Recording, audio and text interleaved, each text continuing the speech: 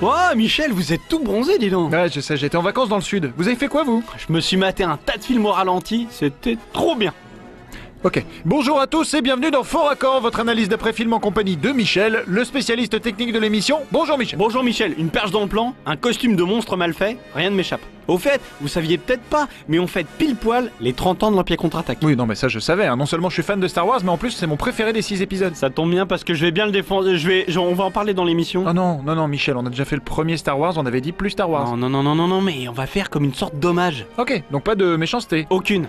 Je peux quand même vous montrer un petit faux raccord vu que c'est le nom de l'émission. Bon, un seul et après on passe à un autre film. Alors regardez cette scène de baiser avec la princesse Leia. Ah Leia, mon fantasme quand j'étais jeune. Bah non, elle est très vilaine. Et en plus, regardez, ses bras sont probablement le long de son corps. Et là, plan large, hop, un faux raccord, les bras sont autour de Yann Solo. Non, c'est Han Solo, et puis voilà, bah merci Michel, et on passe tout de suite à un autre film. Vos désirs sont désordres.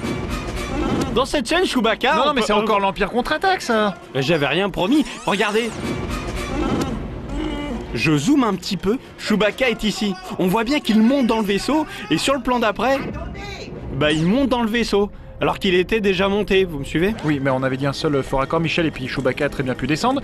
C'était ça votre hommage au film ou Non, pour les 30 ans de Star Wars, je voudrais rendre hommage à tous ceux dont on ne parle jamais. Je vais commencer par les techniciens. Qui abattent un boulot formidable. Oui, et principalement le Perchman, qui joue dans cette scène. Non mais ça y est, vous recommencez là. Regardez les lunettes de Luke, ralenti.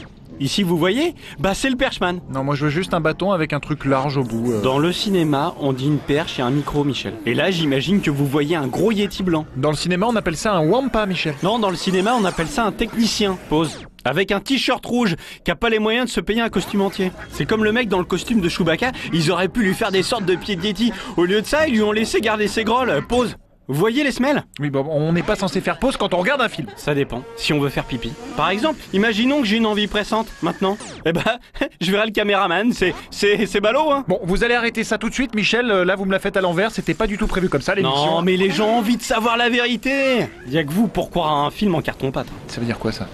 Regardez cette grosse machine de guerre. Ouais, bah c'est du carton-pâte, ça, ou pas? Ouais, monsieur, une miniature en carton qu'ils font tomber en poussant avec un bâton. Ici, regardez. Comme dans Sankukai. Ouais, bon, ça va, les vannes, hein, comparer ce qui est comparable. Ah ouais, pardon. C'est vrai que dans Sankukai, j'ai jamais vu un vaisseau si pourrave que le Faucon Millenium. Oh non, on s'attaque pas au Faucon Millenium, c'est sacrilège, ça. Regardez-moi cette lampe.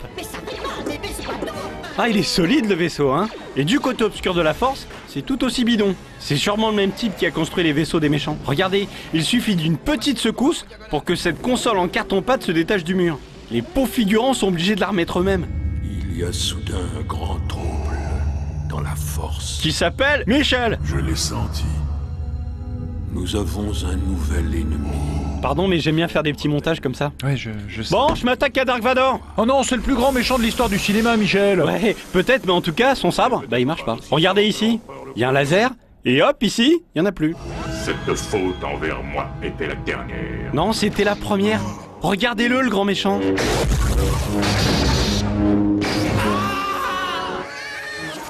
Si on passe les images au ralenti, on se rend compte qu'il ne touche ni les 3 pylônes, je refais lecture, ni la main de Luke. Le bougre a donc sa main qui tombe sans aucune raison.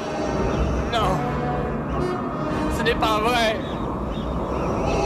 C'est impossible. Si c'est possible, et c'est la fin de cette émission. Calme-toi, garçon. C'est sympa ce que je fais avec les extraits, hein. Je devrais peut-être en faire plus, qu'est-ce que vous en pensez? Non. Bien, merci Michel, et on se retrouve dans 15 jours pour une nouvelle émission. Et j'aurai du lourd, du très très lourd. Je sais pas si je vais pouvoir repartir un an avec vous. Si.